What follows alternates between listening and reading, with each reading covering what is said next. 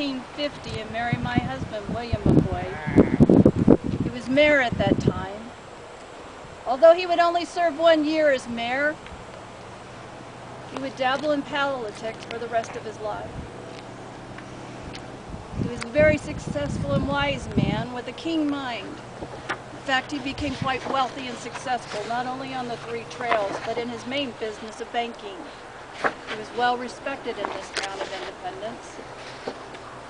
But times were changing in the 1850s and 60s. It was Union against rebel forces.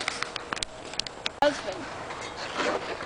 Oh, I huddled my children upstairs, but I could hear the conversation.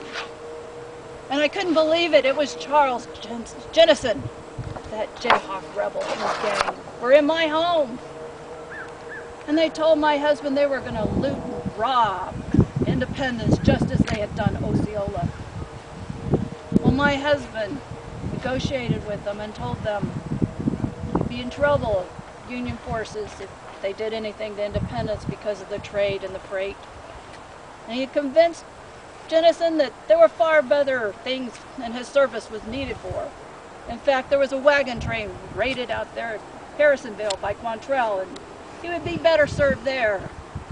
It wouldn't be the only time my husband would save Independence. It was a hard time. There was no food. Any of us couldn't come in. We had no clothes for ourselves. And oh, that hot summer in August. We knew something was up.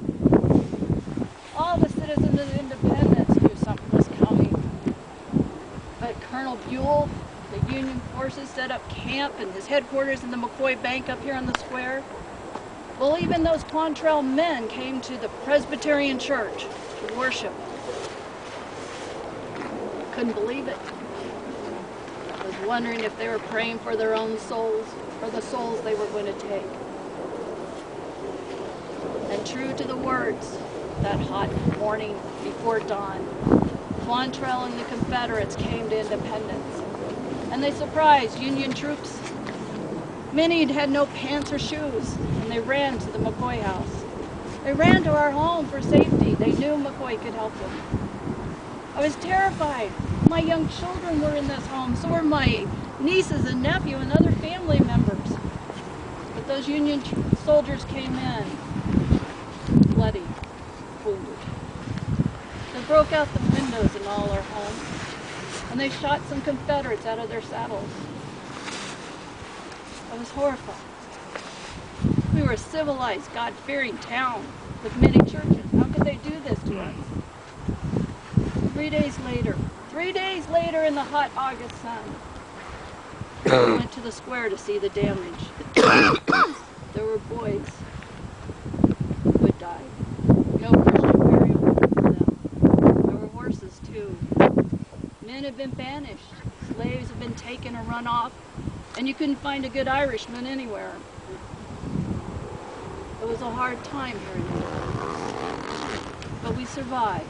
We made it through. Oh, there would be other problems, and our house would even see cannonballs in another battle.